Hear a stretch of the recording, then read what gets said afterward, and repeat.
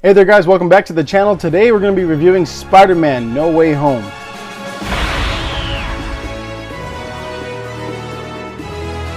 I missed the part where that's my problem.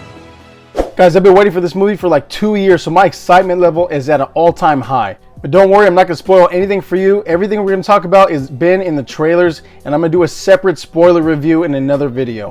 In this movie, Spider-Man's identity is now revealed, and our friendly neighborhood web-slinger is unmasked and no longer able to separate his normal life as Peter Parker from the high stakes of being a superhero. When Peter asks for the help of Doctor Strange, the stakes become even more dangerous, forcing him to discover what it really means to be Spider-Man. So let's jump right into the action. I was so impressed by Dr. Octavius going after Spider-Man. You're reminded of how formidable Doc Ock versus Peter Parker is. There's a reason why Spider-Man 2 stands out as one of the greatest superhero movies of all time. It's because of those tentacles and how ferocious Doc Ock is. Like, he wants to hurt Spider-Man, break him, smash him, put him in a stew. Potatoes. Also, the villains return from other Spider-Man movies from other Spider-Man universes. So when I saw the trailer, I was freaking worried that there was going to be too many villains. It was going to be overcrowded and the villains were going to give one or two little lines and then die or disappear or do something really stupid. And then it was going to be just another wet fart. But no, every villain had plenty of screen time and served a purpose to drive the story. So good job, Spider-Man No Way Home. You passed the test. Out of all the Home trilogy, this one is definitely the best. And I'm not the biggest fan of this trilogy, but this one hits it out of the park. I mean, finally, Spider-Man doesn't have all the Stark tech and all of his buddies to help him out. And he finally gets to become Spider-Man and not Spider-Kid. You know what I mean? Like, Tobey Spider-Man had to give up MJ and he had to give up and walk away so he can protect her and Aunt May. And it's one of those sacrifices that Spider-Man has to make that I don't feel that Tom Holland Spider-Man had to go and make a decision like that yet. And Andrew Garfield Spider-Man too, he had to walk away from Gwen to protect her. As a hero, you have to make these sacrifices because the more people you have in your life, the more that the enemies can use them against you. Like Tom Holland Spider-Man, he wanted to go on vacation and hang out with his friends instead of be Spider-Man and protect the city. And that's one of the sacrifices you have to make. And Tom Holland has to learn in this movie that with great power comes great responsibility. Message!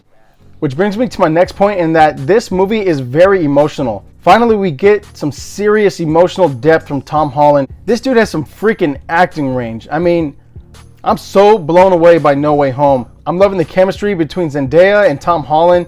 These two have next level chemistry. Also, before I forget, the musical score in this movie is fantastic.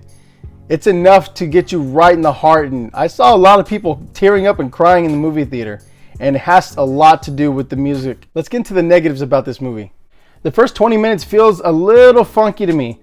There's some weird tone choices, like it starts off really serious and then it wants to be funny and then it wants to be sad and serious again.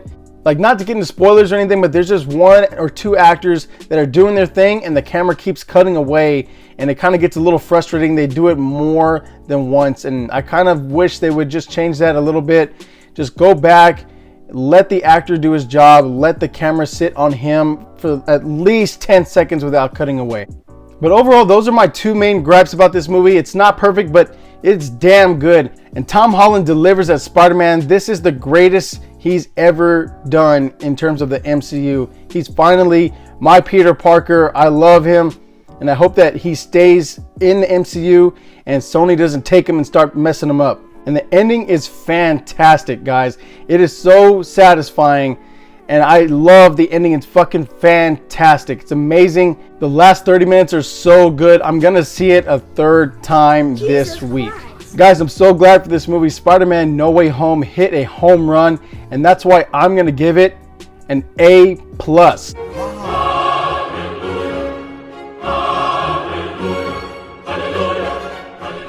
Guys, thank you for coming back to the channel. I am going to do a spoiler heavy review in another video. But I just want to say, go out, get the tickets right now. See Spider-Man No Way Home 2 or 3 times, maybe even 5 times. I am. So take care of yourself. God bless, and we will see you on the next one.